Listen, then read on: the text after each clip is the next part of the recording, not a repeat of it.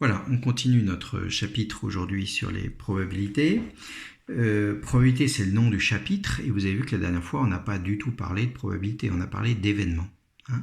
Les événements, ils ne nous intéressent pas en eux-mêmes. Ce qui va nous intéresser, c'est de déterminer leur probabilité. Alors, c'est quoi la probabilité d'un événement? C'est marqué là. C'est un nombre compris entre 0 et 1 qui mesure la chance que cet événement a d'être réalisé. Bon, alors 0, ça veut dire que l'événement n'a aucune chance d'être réalisé. Aucune, ça veut dire que c'est un événement qu'on appelle impossible. Et puis 1, ça veut dire que c'est sûr que l'événement va être réalisé. C'est donc l'événement certain. Et puis entre les deux, c'est entre les deux. Voilà. Alors, préciser la loi de probabilité d'une expérience, c'est associer à chaque événement élémentaire sa probabilité. Donc si je reprends mon dé, il y a 6 événements élémentaires possibles. D'accord? Si mon dé est équilibré, ils ont tous la même probabilité de tomber. Donc, ils ont tous une chance sur 6 en fait. Voilà, donc ça, c'est ce qu'on appelle la loi de probabilité, vous voyez, que j'ai écrit sous la forme d'un tableau où j'ai mis les événements élémentaires et j'ai associé la probabilité de chacun d'entre eux. Ça, c'est ce qu'on appelle la loi de probabilité. Alors, quelques propriétés sur ces probabilités dont tout le reste du chapitre va découler. Il y en a assez peu. D'abord, la probabilité d'un événement est la somme des probabilités des événements élémentaires. Tiens, je vais le souligner parce que ça, c'est quand même un mot important. La somme des probabilités des événements élémentaires qui le constituent.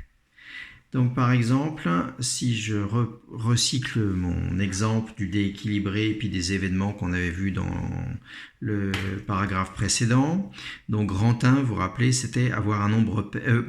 l'événement A, c'était avoir un nombre pair. D'accord? Donc voilà, il était là, A. Ok? Alors, quelle va être la probabilité de A? La somme des probabilités des événements élémentaires qui le constituent. Donc les événements élémentaires, c'est G1,2, G1,4, G1,6. Donc G1,2, il y a une chance sur 6. G1,4, pareil. G1,6, pareil. Donc en gros, j'ai 3 chances sur 6, c'est-à-dire 1,5. La probabilité de A, c'est 1,5. D'accord? Voilà. Alors, on continue. La somme des probabilités des événements élémentaires est toujours égale à 1. Ah ben oui, 1 sixième plus 1 sixième plus 1 sixième, ça fait 1. D'accord? Donc, c'est toujours égal à 1. Alors, en fait, je vais peut-être être un petit peu plus bavard que ça quand même. Excusez-moi. Donc, en gros, ça va être la probabilité d'avoir un 1. C'est donc 1 sixième, plus la probabilité d'avoir un 2, 1 sixième, plus 1 sixième, plus 1 sixième, plus 1 sixième, plus 1 sixième, ça fait bien 1. D'accord?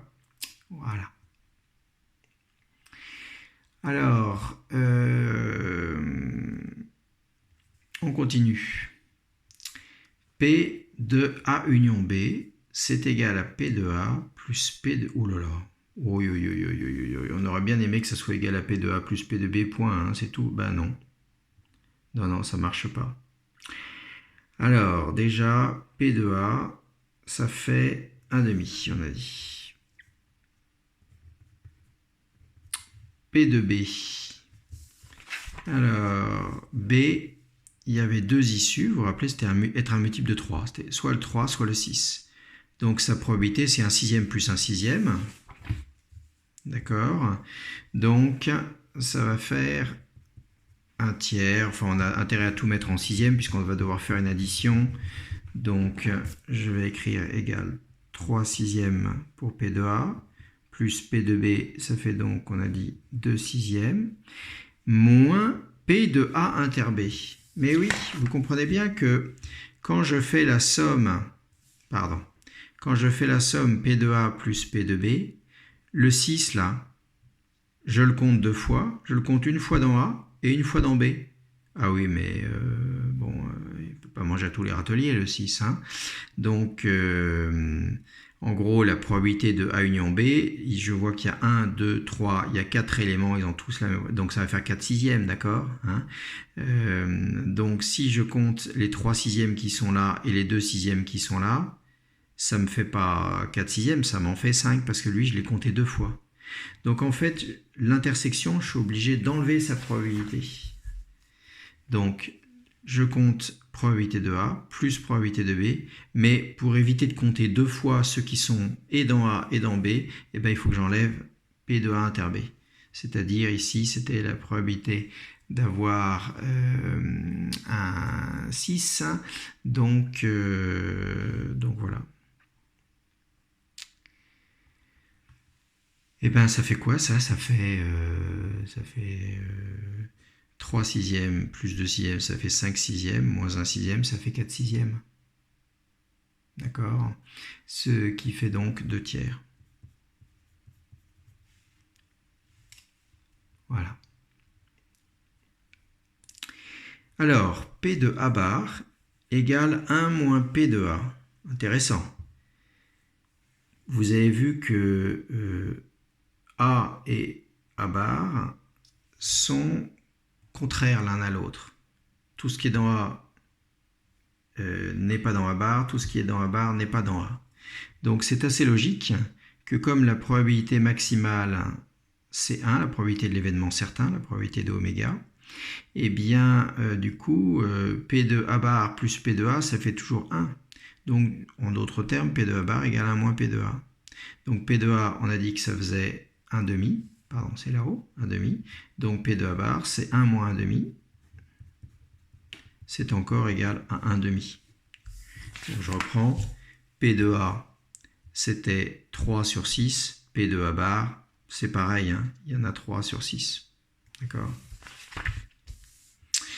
Voilà, et puis il y a un dernier cas qui va être vraiment très précieux, mais qui ne s'applique pas à tous les cas.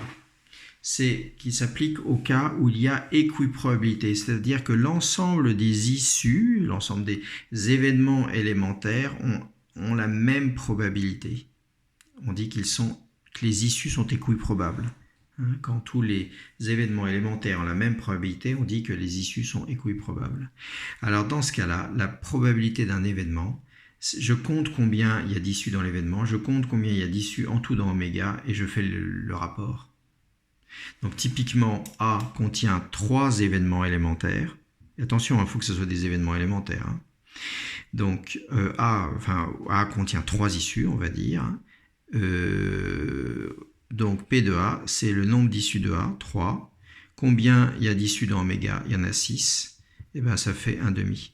Donc voilà une autre façon de calculer la probabilité de A. Voilà. Donc c'est quelques propriétés que je viens de voir. Il faut d'une part les avoir comprises, c'est-à-dire trouver que c'est logique, c'est même évident. Hein. Et puis d'autre part, il faut les mémoriser quand même. Hein. Voilà. Et bien à très bientôt, au revoir.